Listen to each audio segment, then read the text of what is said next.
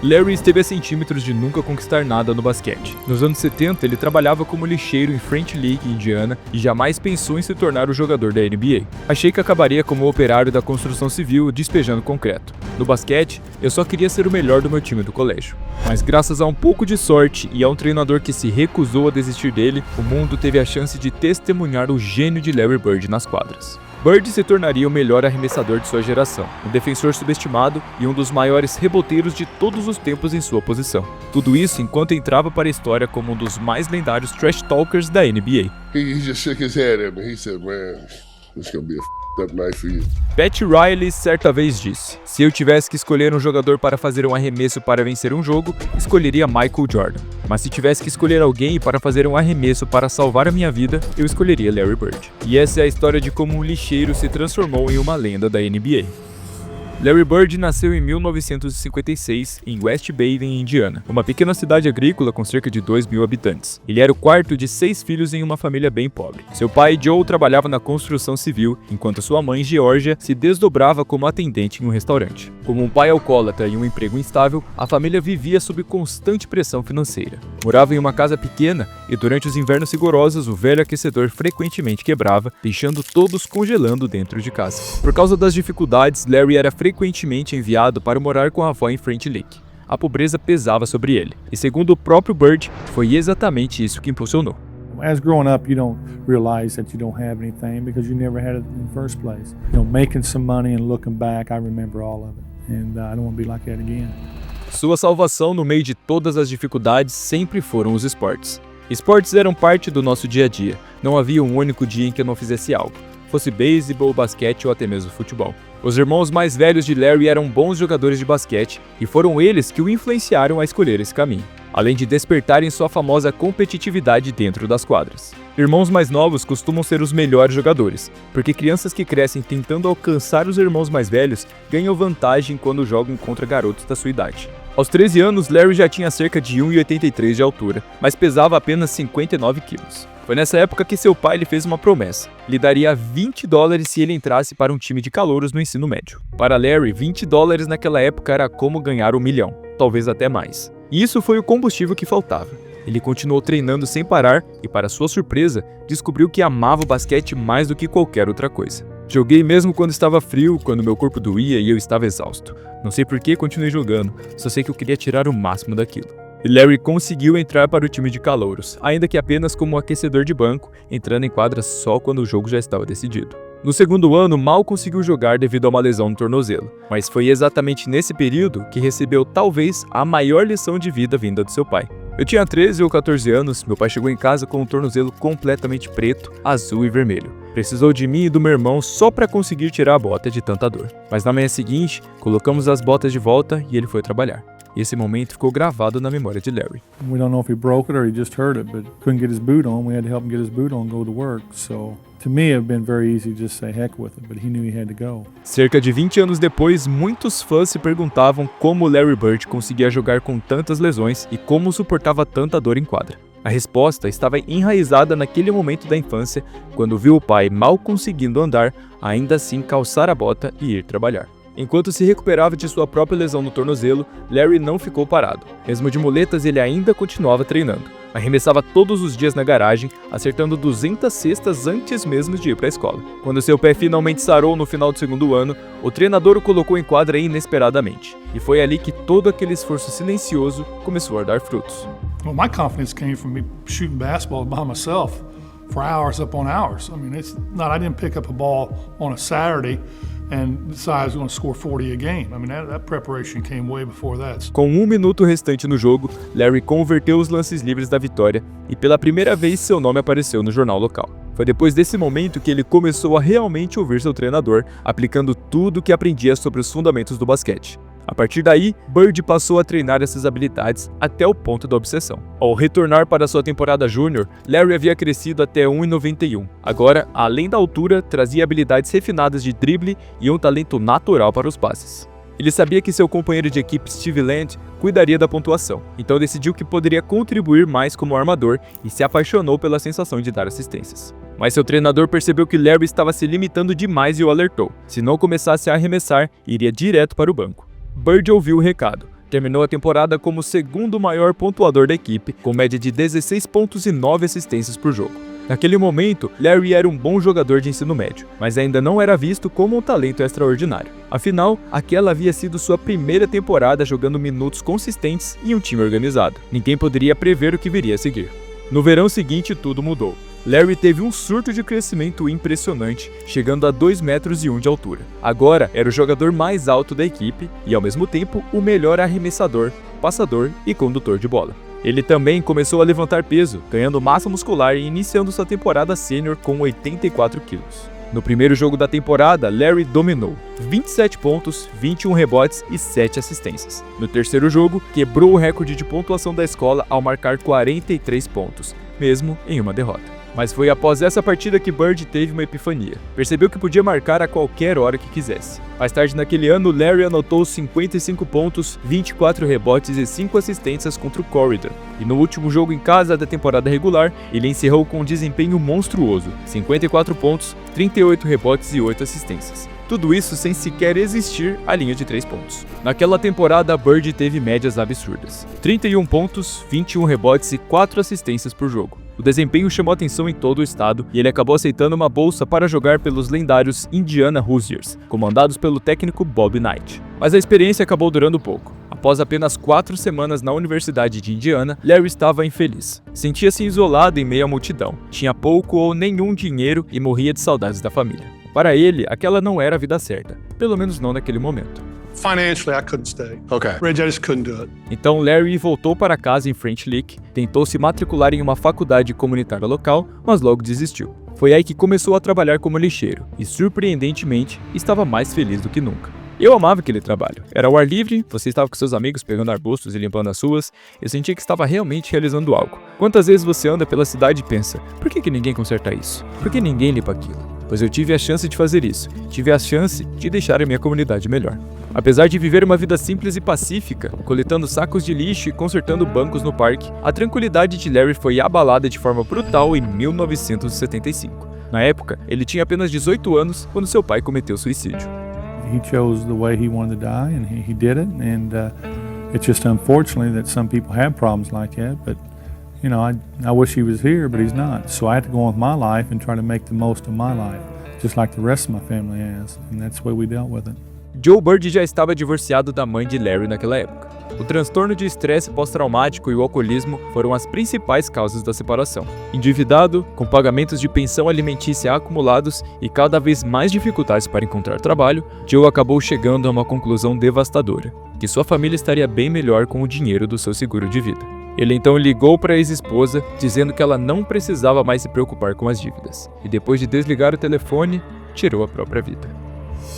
Larry sempre foi muito próximo do pai. Eles passavam muito tempo juntos, e apesar do sentimento de traição causado pelo suicídio, Bird também enxergou o gesto como um último ato de sacrifício. Essa ideia de dar tudo pelos outros, mesmo à custa de si mesmo, foi algo que ele levou para a vida, e principalmente para dentro das quadras. Durante o período em que trabalhava como lixeiro, Larry se casou com uma garota que conhecia há anos, mas o casamento foi um desastre. Pouco depois do divórcio, ele descobriu que sua ex-esposa estava grávida, e ela o proibiu de ter qualquer contato com o bebê. Entre 1975 e 1976, um ainda adolescente Larry Bird abandonou 2 faculdades, perdeu o pai e ainda viveu um divórcio conturbado. Sua vida parecia à deriva. Quem sabe como tudo teria terminado se Bill Hodges, o então assistente técnico do Indiana State University, não tivesse cruzado seu caminho.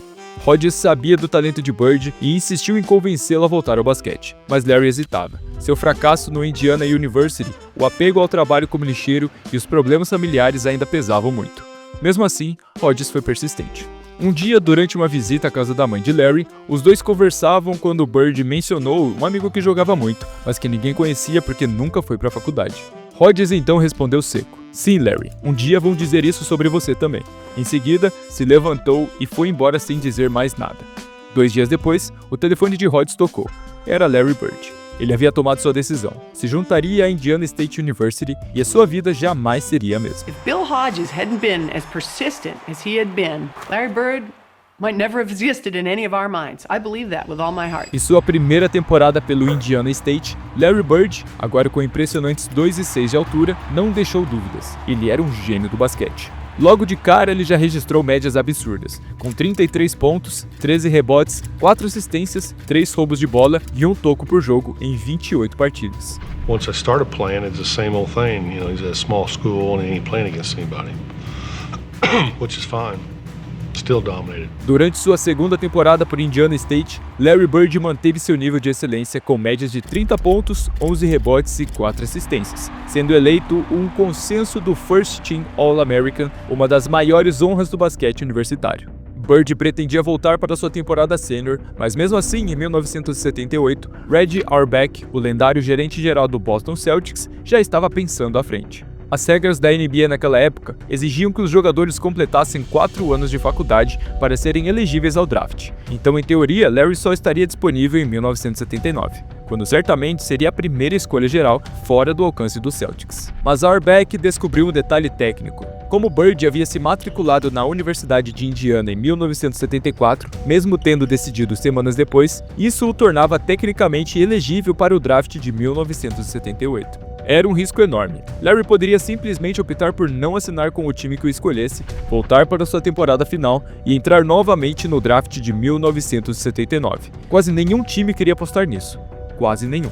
Com a 6ª escolha do draft de 1978, os Celtics surpreenderam o mundo do basquete ao selecionar Larry Bird, mesmo sem garantias de que ele jogaria por eles. Foi uma jogada ousada que deixou o restante da NBA em choque. I just think that Red took a gamble because he had the 6th and the 8th pick that year. He wanted me. And why didn't he wait to the 8th pick? You know, why did he take me the 6th pick? Mas o que aconteceu na temporada da NCAA de 1979 foi talvez mais chocante ainda. Larry Bird liderou o modesto time de Indiana State a uma campanha invicta de 33 vitórias, levando os Sycamores à sua primeira final nacional da história. O jogo do título seria contra ninguém menos que Michigan State, liderado por outro jovem fenômeno, Magic Johnson. Na semifinal, Bird teve uma de suas atuações mais absurdas, anotando 35 pontos, 16 rebotes e 9 assistências, com um aproveitamento absurdo de 16 em 19 arremessos. Desempenho que mostrou por que ele era o melhor jogador universitário do país. Mas na grande final, Bird enfrentou uma equipe claramente superior fisicamente. Michigan State era mais atlética, e Larry foi marcado de perto o jogo todo, tendo que forçar arremessos difíceis, terminando o jogo com 19 pontos e apenas 7 acertos em 21 tentativas. O placar final, Michigan State 75 e Indiana State 64. Apesar da derrota, aquele jogo foi um marco. O duelo entre Bird e Magic atraiu impressionantes 35 milhões de espectadores, tornando-se até hoje o jogo de basquete universitário mais assistido da história da TV americana. Mas com o fim da temporada universitária, restava uma grande dúvida. Larry Bird assinaria com os Celtics ou voltaria ao draft? Em 6 de abril de 1979, ele visitou Boston pela primeira vez e teve uma reunião com Reggie Auerbach e seu agente. Depois de uma negociação intensa, chegaram a um acordo de $650 mil por ano, fazendo de Bird o novato mais bem pago da história da NBA até então. Apesar da pressão e do hype, Larry não se intimidou. Se eu falhar, eu falho. Já falei nas aulas antes. Eu conheço o sentimento. E quando a temporada começou, Larry fez exatamente o oposto de falhar. Os Celtics passaram de um recorde de 29-53 em 1979 para 61-21 em 1980, o melhor recorde da NBA. And I think it took me probably 3 days after a rookie camp. I found out that, hey, this league is nothing. I can play in this league and I will dominate in this league. Com médias de 21.3 pontos, 10.4 rebotes, 4.5 assistências e 1.7 roubos de bola por jogo da temporada, Larry foi selecionado para o time All-Star, entrou para o primeiro time da NBA, terminou em quarto na votação de MVP e ganhou o prêmio de novato do ano sobre Magic Johnson. Mas nas finais da Conferência Leste, os 76ers de Julius Erving provaram ser um desafio difícil demais, estragando um possível encontro no campeonato entre Bird e Magic. Já na temporada de 1981, foi Magic quem não conseguiu chegar às finais contra Bird. Com a adição de Kevin McHale e Robert Parrish, que chegaram em uma troca apelidada de o roubo do século, os Celtics montaram indiscutivelmente a maior linha de frente da história da NBA. The one thing that we did my second year, we picked up Robert Parrish and Kevin McHale. Now, we didn't know how they was going to fit in, but they fit in very nicely.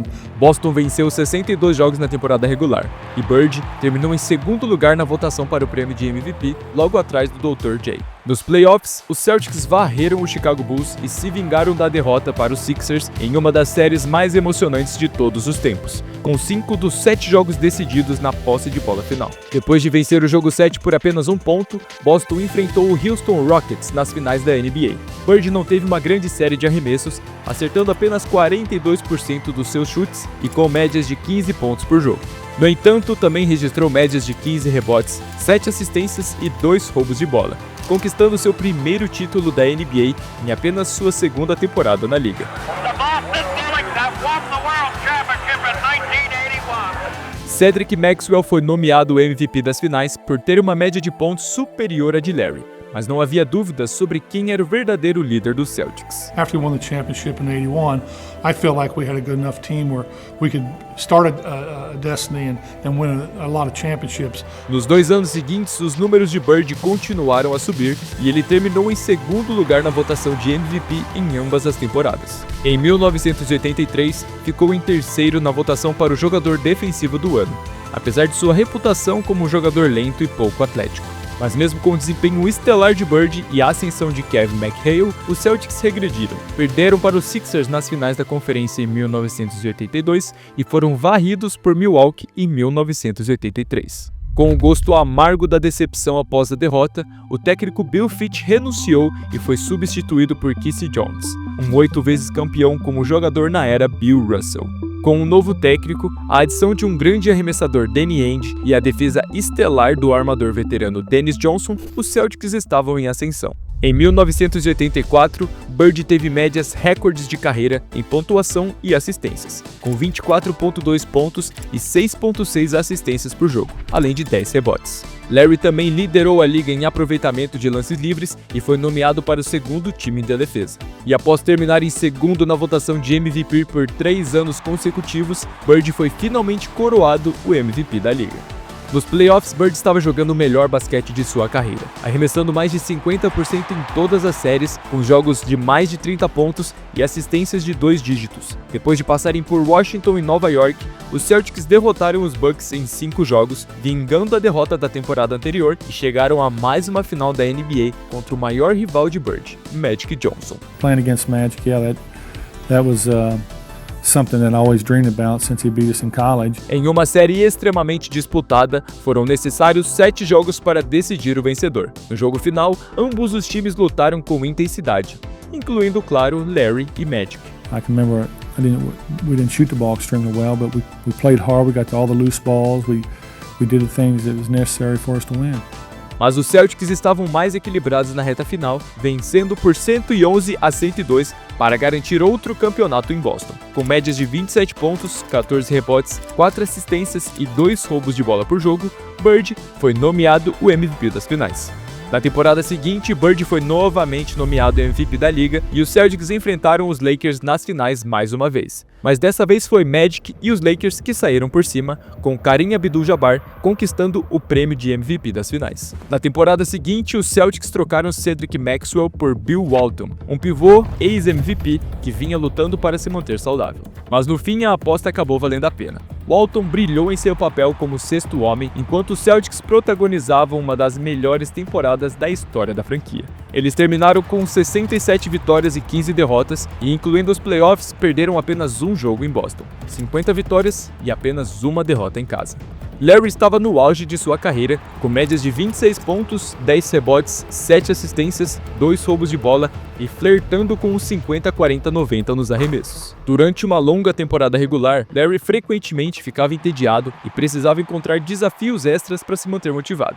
Antes de um jogo contra o Portland Trail Blazers em fevereiro, Bird surpreendeu seus companheiros de equipe e os jornalistas ao afirmar que jogaria a partida inteira com a mão esquerda. E mesmo quase não usando a mão direita, Larry terminou com 47 pontos, 14 rebotes e 11 assistências, incluindo um arremesso de empate no tempo regulamentar e o arremesso da vitória na prorrogação. If I remember the game correctly, they were forcing me left to help. And they wasn't getting there quick enough, so I had shots around 5-6 foot with my left hand. I felt more comfortable with my left hand there than I did my right. Then once I got started making a few, I just kept going. Foi um dos maiores jogos de sua carreira, no mesmo nível dos 60 pontos, o recorde pessoal de Larry, marcados na temporada de 1985 contra o Atlanta Hawks. Bird estava simplesmente imparável, acertando arremessos de todos os lugares e de ângulos impossíveis. Jogava tão bem que até o banco de reservas dos Hawks não conseguiu se conter. Os jogadores pularam de suas cadeiras e torceram por ele, o que resultou em uma multa aplicada pelo próprio treinador da equipe. The announcer let me know every time I scored. So he go 48, 50, 52, and when it got to that with like 3 or 4 minutes to go, I thought I might as well go ahead and try to get 60, and that's what I did. Então, em 1986, Bird recebeu 73 dos 78 votos de primeiro lugar para o prêmio de MVP, tornando-se apenas o terceiro jogador na história a conquistar o prêmio por 3 anos consecutivos. Only 2 other players won the regular season MVP award 3 consecutive times, as Bird did, Bill Russell and Wilt Chamberlain. E nos playoffs de 1986, os Celtics arrasaram pelo leste, varrendo o Jordan e os Bulls, derrotando Dominique e os Hawks em 5 jogos e depois varrendo os Bucks para chegar à sua terceira final consecutiva da NBA, desta vez contra o Houston Rockets. E embora as torres gêmeas de Houston, Ralph Sampson e Hakeem Olajuwon tenham representado um desafio maior para os Celtics, não havia ninguém que pudesse parar Larry Bird. Com médias de 24 pontos, 9.7 rebotes e 9.5 assistências, Bird ficou a apenas 2 rebotes e 3 assistências de uma média de triplo-duplo nas finais, ganhando mais um prêmio de MVP das finais quando os Celtics conquistaram o título em 6 jogos. Em 1987, Bird se tornou o primeiro jogador a arremessar 50% nos arremessos de quadra, 40% nas bolas de 3 e 90% nos lances livres em uma temporada, com médias impressionantes de 28 pontos, 9 rebotes e 8 assistências por jogo. Mas enquanto Larry ainda estava no auge, os Celtics começaram a regredir. Antes do início da temporada, sua segunda escolha geral no draft, Len Bias, faleceu tragicamente, e a equipe sofreu com diversas lesões ao longo da temporada e dos playoffs. I was the healthiest one on the roster. That's not saying much. I felt pretty good. I know Robert had ankle injuries, and Kevin broke his foot. Danny had a hip problem.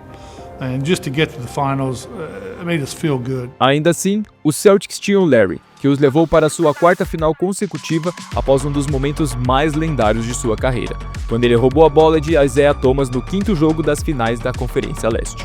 And it was like in slow motion. It was like the ball like goes up in the air. I didn't even see him. Now there's a steal by Bird underneath the DJ. E nas finais, mais uma vez foi Boston contra o Los Angeles pela 3ª vez em 4 anos. Mas dessa vez os Lakers estavam mais saudáveis e bem descansados, enquanto os Celtics não tinham gás suficientes para parar os Lakers. Larry teve uma média de 24 pontos, 10 rebotes e 5 assistências na série, mas não foi bom o suficiente, já que Magic levou a melhor sobre ele mais uma vez. No ano seguinte, Bird teve a melhor temporada estatística de sua carreira, com uma média de 30 pontos, 9 rebotes e 6 assistências, novamente arremessando 50, 40, 90 na temporada, provando que ele era o melhor arremessador de sua época. Infelizmente para Larry e os Celtics, eles perderam nas finais da conferência contra o Detroit. A temporada de 1988 acabou sendo a última para o trio Bird, McHale e Parrish no que se refere a disputar um título. Bird perdeu quase toda a temporada de 1989 devido a uma lesão persistente nas costas e várias cirurgias para remover esporões ósseos de seus tornozelos. Ele originalmente machucou as costas na temporada de 1985 após decidir construir a entrada de sua mãe sozinho. Larry decides to do it himself. This is Larry Bird, the superstar, out there breaking his back, literally shoveling gravel. Ele passou o dia todo removendo o cascalho e acabou machucando as costas, o que fez com que sua coluna ficasse desalinhada.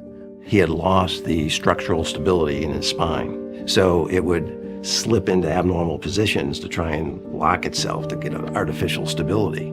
That's like getting your finger stuck in a door and somebody's still pushing on the door. Bird era milionário e poderia facilmente ter pago outra pessoa para fazer o trabalho, mas ele gostava de trabalho manual e queria ajudar sua mãe com as próprias mãos. Pagar alguém por algo que ele mesmo poderia fazer simplesmente não era o estilo de Larry. Eu realmente não preciso de ninguém para construir meu ego. Quando estou em Boston, quero sair, comer, pagar minha conta e dar o fora. Em French Lick eu não tinha esses problemas, e é por isso que eu voltava pra lá. É a mesma coisa com carros bonitos, Mercedes e tudo mais. Não consigo pagar 50 ou 60 mil dólares por um carro, quando nossa casa, quando criança, valia 10 mil dólares. Simplesmente não consigo comprar isso. As roupas nunca chamaram minha atenção, nunca gostei muito delas. Sempre usei o que me fazia sentir confortável. Usarei praticamente qualquer coisa se ganhar de graça. E devido à lesão nas costas, Larry provavelmente deveria ter se aposentado em 1988, mas aquela lembrança de quando ele tinha 14 anos e seu pai foi trabalhar com o pé que tinha 50 tons de roxo ficou com ele, e Larry continuou jogando apesar da dor. But to me, you know, I was just so glad I got the NBA and made it. I didn't want some little injury messing up my whole season, so I tried to play through a lot of them. A partir de 1988, Bird teve que realinhar a coluna antes dos jogos só para poder participar. A lesão era tão grave que ele frequentemente tinha que ficar deitado por horas, entre os jogos ou às vezes até durante os jogos, passando até 4 horas por dia se alongando. Embora ele mal conseguisse andar, Larry ainda manteve médias impressionantes de 21 pontos, 9 rebotes e 7 assistências nas últimas 3 temporadas da sua carreira. Ele passou a ser chamado de Larry a Lenda, devido ao seu domínio na quadra, a extrema confiança que exalava e as provocações que fazia diariamente. Indo para o vestiário durante a competição de arremessos de 3 pontos, ele perguntou aos outros participantes: qual de vocês vai ficar com o segundo lugar? Everybody's looking at me, I go, who's coming in second? And nobody said a word. I thought maybe they thought I was joking, but maybe they thought I was serious. But, well, then I had to go out and win it. But truthfully, I meant it. I mean, I knew I was probably going to win the contest. E então, os derrotou sem sequer tirar a jaqueta. Dizendo aos jogadores que iria pegar a bola, quantos dribles daria e em seguida fazendo exatamente isso na cara deles? Surreal. Every time he was about to make a move, he told him what he was going to do. One dribble, pull up, going left, off glass. E você sabia que Larry Bird jogou toda a sua carreira com um dedo deslocado? Seu dedo indicador direito foi gravemente machucado durante a sua última temporada no Indiana State, mas como sempre, Larry apenas puxou o dedo, colocou de volta no lugar e continuou jogando, apesar da dor. Por causa daquele dedo, ele precisou mudar ligeiramente seu arremesso e jura que era um arremessador melhor na faculdade do que na NBA. Os números confirmam isso, pois ele arremessou 53% na faculdade, em comparação com 49,6% nos profissionais. E apesar de sua reputação de falar besteira e se envolver em algumas brigas dentro e fora das quadras, quem conhece Larry dirá que ele era uma pessoa ainda melhor do que jogador. Quando os Celtics ganharam o título em 1984, Bird se aproximou de Rec Auerbach e disse: "Gostaria de comprar um anel do campeonato para Walter", um antigo gerente de equipamentos, treinador ocasional, que faleceu em 1985. Além disso, em um jogo de 1985 contra o Utah Jazz, quando estava a apenas um roubo de bola de registrar um quádruplo-duplo, algo que até aquele momento só Nate Thurmond havia feito, Larry preferiu ficar no banco, dizendo que já havia causado danos suficientes. Getting a quadruple double meant nothing to me. I mean, really, you go into a game and when you're up by 25, 30 points, just for a steal, makes no sense to me. I've done enough damage already. E esse é o exemplo perfeito da dualidade de Larry Bird. Por um lado, ele era um filho da mãe super confiante que destruiria sua alma na quadra. Mas por outro, era um garoto modesto do interior que costumava recolher lixo em French Lick e achava imoral comprar uma Mercedes. Well, like I said, when I grew up, I never went away from French Lick, so this is all I really knew. It's not that I think this is the greatest town in the world, but it's my hometown. This is where my family and friends are, so it's important to me.